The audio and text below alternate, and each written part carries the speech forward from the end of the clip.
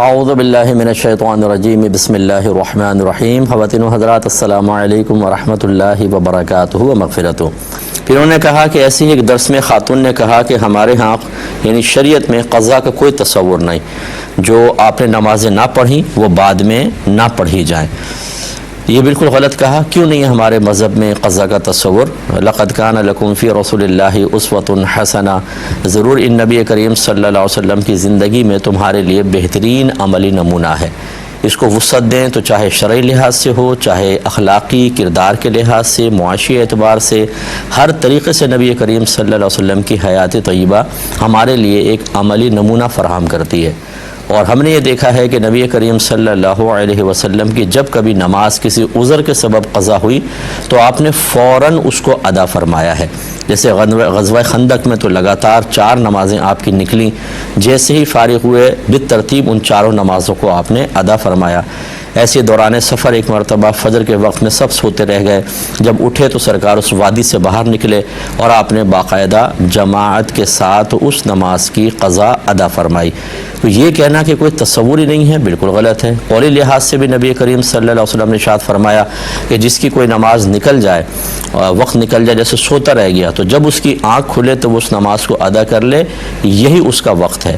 یعنی مراد یہ ہے کہ اگر کوئی وقتی نماز اس کی رہ جاتی ہے، وہ سوتا رہ جائے، تو جب آنکھ کھلے اگر مکروہ وقت نہیں ہے تو قضا کے لیے گویا کہ یہی اس کا وقت ہے، یعنی اس کے لیے پھر شریعت نے کوئی مخصوص وقت نہیں کیا، اب وہ کسی بھی وقت اس قضا نماز کو ادا کر سکتا ہے۔ تو قولی لحاظ سے دیکھیں چاہے عملی لحاظ سے، دونوں طرح نبی کریم صلی اللہ علیہ وسلم نے قضا کی ادائیگی کا تصور دیا ہے۔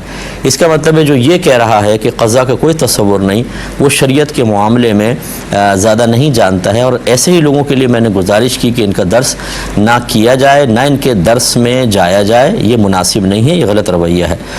ایسے انہوں نے ایک کویسچن کیا کہ یوں بھی کہا جاتا ہے کہ جو مر گیا ان کے اپنے ہی اعمال کام آئیں گے، ان کے لیے کچھ پڑھ کے بخشنا اور دعائے مغفرت کرنا ضروری نہیں ہے۔ دیکھیں، ایک تو ہے کہ کر سکتے ہیں، ضروری نہیں ہے، اور ایک ہے کہ کر ہی نہیں سکتے، بالکل کوئی فائدہ نہیں ہے۔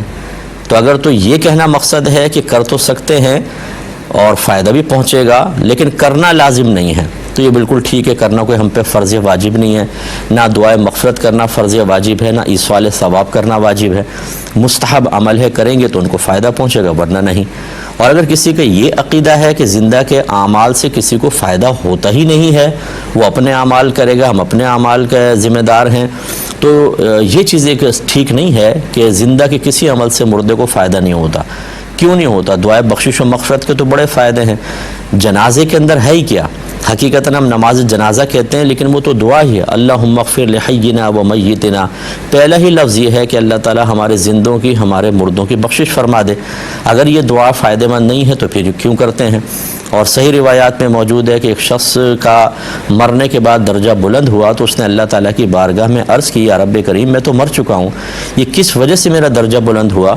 تو ارشاد فرمایا گیا کہ تیری نیک اولاد نے ابھی تیرے لیے دعائے مغفرت کی ہے، یہ اس کا نتیجہ ہے۔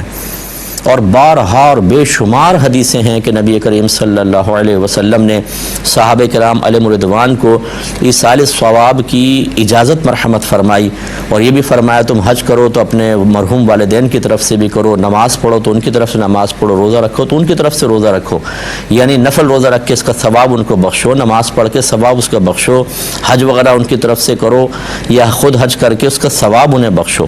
اسی طرح پڑھنے کے بارے میں بھی سرکار نے تلقین فرمائی۔ تو خلاصہ کلام یہ ہے کہ یہ نظریات بالکل ٹھیک نہیں ہے، یا تو یہ کم علمی کی وجہ سے ہے اور یا پھر صحیح نہ سمجھنے کی وجہ سے ہے۔